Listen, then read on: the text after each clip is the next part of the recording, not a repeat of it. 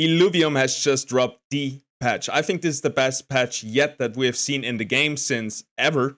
And there is so many features that the community has been asking for such a long time. And we're going to run through this very quickly. We're going to do a speed run. I'm going to show you all the important features you need to know and all the crazy stuff that's going to happen with this patch.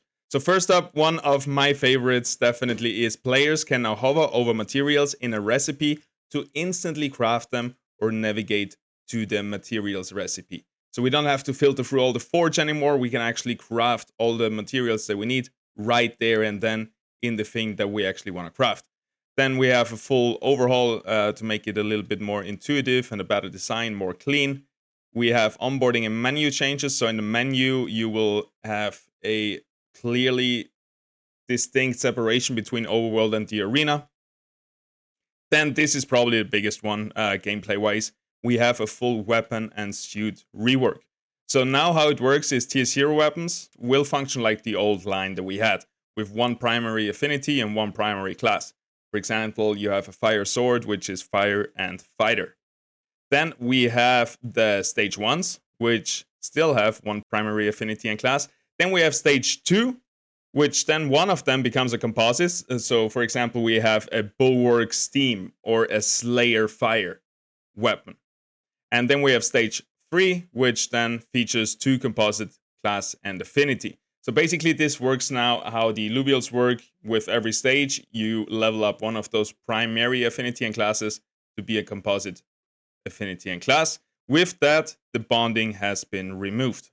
Also, the suits have been reworked to be a little bit more clear and really see the use case for them right away.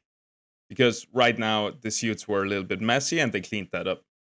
Then we have a lot of, it's just called various changes, but there is so many that we have to go over it. Flint cap bug has been fixed. Then encounter mods have been nerfed, so the encounters should be easier, but there's also some other stuff that came in. So overall, the balance should hopefully stay the same, or maybe even become a little bit harder for stage 3 runs, since they have been a little bit too easy, I think. Encounter cost has been increased. A super important one right here, we have 8 Illuvial slots from the beginning. So this means the index capacitator is not anymore the one thing everybody needs right away. And I think this is pretty good. We can play the game without this drone augment, the index capacitator. We have a full team from the beginning if we capture 8 Illuvials. Then we now need gemstones when we fuse Illuvials. So if you want to fuse a steam, you gotta use either a water or fire gemstone in the fusion process. Mega deposit extraction time has been reduced, which is kind of nice since it took a long time to harvest them, but this was the only time in the overworld where I actually had a minute to eat, so I'm a little bit sad about that. Holos and dark holos, they have been reduced. The rarity went up and you won't encounter that many holos and dark holos anymore. You will now see XP and leveling after every encounter or after the arena matches. We have the free card rotation, so you have some Illuvials weapon and suits for free and free teams. I think this will rotate every week or something like this. Shard dust, you get, I hope it's going to be more shard dust from deconstructing shards.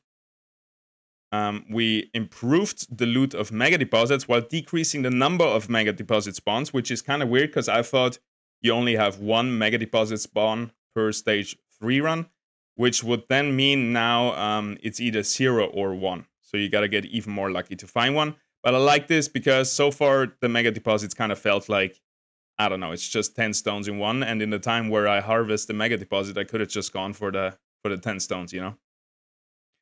What else we got? We increased the travel costs, and also we're started the final cosmetic integration. So now you can actually select battle boards, but it seems like we only have the default one, but you can already select it, you know, we're one step closer. And many, many bug fixes. Then we have missions, which this is the part where you actually earn airdrop points again. So the missions UI has been reworked to be more clean. You can check it all out.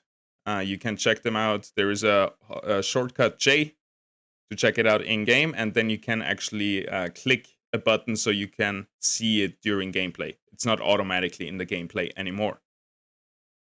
New milestones, event milestones, and then we have different missions. So we have arena missions, which is really cool. So finally we're incentivized to play some PvP again, to finally shed some blood again in the arena. I'm really, really happy about that. We're gonna get a web dashboard here on the homepage, but this is gonna come at a later date. Mission generation, every day at midnight UTC, new daily and weekly missions are generated every week for those weekly ones. And then initial missions might take up to 1 hour to show up. So the airdrops, pre-season 2 starts with the update and the mission system, so it's live right now. Complete daily and weekly missions, a milestone to acquire the airdrop points. I like this change a lot because right now you could have been grinding 24/7 and that gave you a big advantage. Now it's a little bit more casual, player friendly, where you just complete your daily and weekly missions. It kind of gets you playing every day, but it doesn't force you to play every day 10 hours. You know what I mean? Check back daily, because there's also going to be event missions. So time limited special event missions that only come up once in a while. So you should check every day to get the maximum airdrop points for this phase to get all those missions. Pre-season 1, the web dashboard history tab is temporarily disabled as they finalize some other stuff. But then in a few days, you will see all the points accumulated in the pre-season 1 and so on. Then we have a few fixes. I don't think they are too important. The bug reporting system has been updated. Holo and Dark Holo finishes are updated.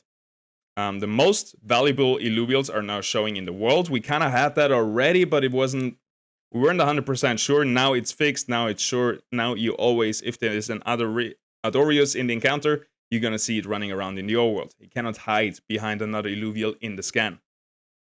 Holo finish missions. Okay, Holo finish missions are complete. That's pretty cool. So we're still going to be hunting for those Holos. And then point multiplier, I think this is for the leaderboard, is also implementing. Yet there is one known issues. There's a few known issues. We're still work in progress, right? But one of the bigger known issues is forging issues. Some players are experiencing insufficient materials for crafting during forging. And that is kinda it. Best the Illuvial team. I'm super happy about this. I think this brings so much new stuff, so much new excitement. We're gonna be playing arena. We're gonna do missions. You don't have constantly that FOMO that you're missing out on that Dark Holo because you're not playing 24/7. So I think it's gonna help people have a way better time. Also, the forging is freaking amazing. And yeah, I think super high quality of life updates. I'm really stoked about the new weapon system. So this is gonna mix up the whole arena meta and everything around it. We're gonna be playing a lot of arena these days, these next 24, 25 days until we release. And there is more and more and more to come as the team ramps up their operation towards the release of the main game. And by the way, guys, every Saturday we do Phantom bounty hunts. Phantom is our little guild in Illuvium, very strong guild, and we are fortunate enough that Illuvium is sponsoring a weekly tournament every Saturday, 4 p.m. UTC, $1,500 on the line. We have been doing this for 8 Saturdays in a row now for 2 months. And yeah, feel free to join. Feel free to check it out and come hunting with us. It's always a blast. There's always 150 people in the Illuvium Discord. If you want to know more about it, check out the Phantom social media links in the description down below, or check out this video right here where I did a little edit of the last event. That's it. That's all. Peace.